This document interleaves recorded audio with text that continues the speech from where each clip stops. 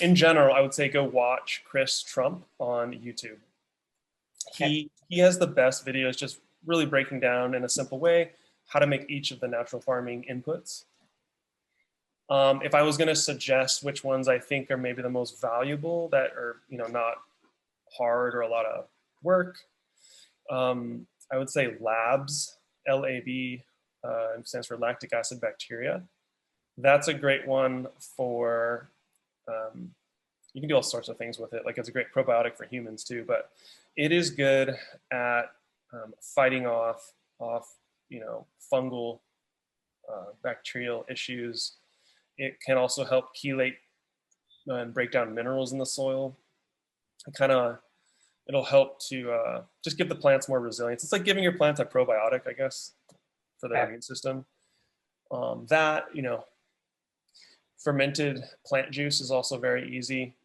It's just the concept is you're feeding whatever plant you're growing, you're feeding it back to itself. So like if you were growing tomatoes, you would take and let's say it's in the fruiting phase of like they're producing their fruit, you would collect the ripe fruit and ferment that with sugar.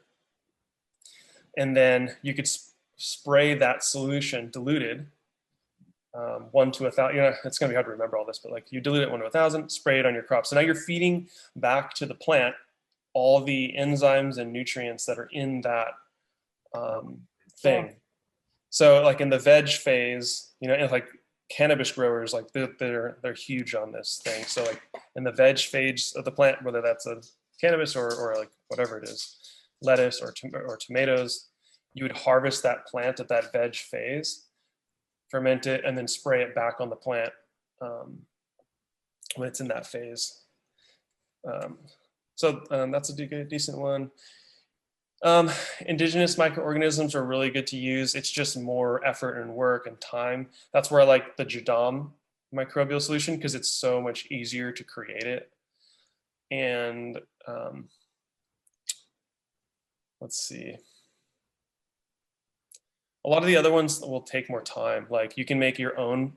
Basically, it's a better version of fish hydrolysate, where you ferment fish for like 6 months, or you can do a shorter 3-month fermentation. But you can make and you're right by you have access to fish being in your area. Seawater, you can ferment seawater, and that can be a supplemental mineral spray, and that'll help adjust your pH too to bring it up. Yeah, we talked about kelp. Yeah, kelp and seaweed. Kelp's great. We got time, right? So yeah, you could go collect that. What's it called?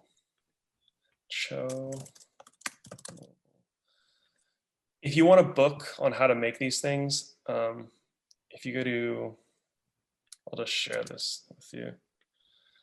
I chat it to you.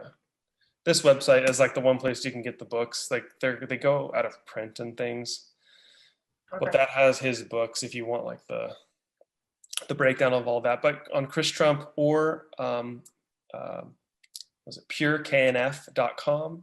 That's Drake's website. So Drake, who's in Hawaii, and then Chris Trump, who's in Idaho. Those two Americans are like the best teachers, English-speaking teachers of KNF. So like that's who I'd recommend if you want to dive more into that.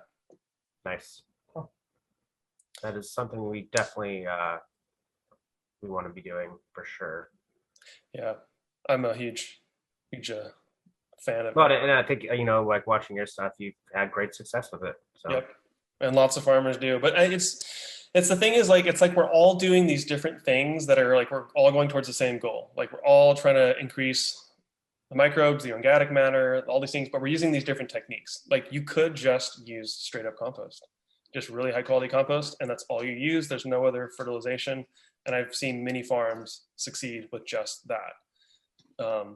But you can also do these other things too, and those work really well too. So it's like pick what you want and what makes sense for your context, or what you want to do. Because a lot of the KNF stuff's cool, or Jadam, because it's very low cost and very effective, versus bringing in like a ton of compost.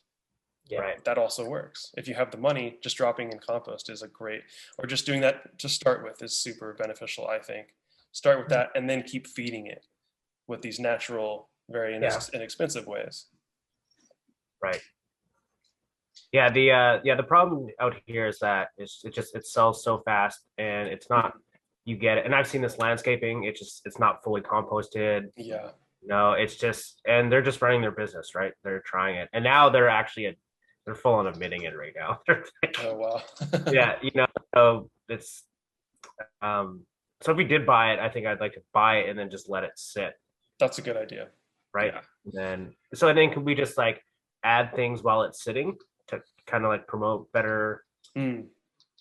Yeah, I think that's a good idea. I definitely would start there. Just get the microbes in the soil. That's like number one.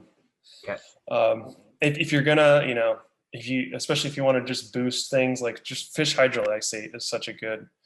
That's like a go-to natural fertilizer, I think, uh, for like the NPK and all that good stuff, and it's great for biology too, fungal life. Yeah.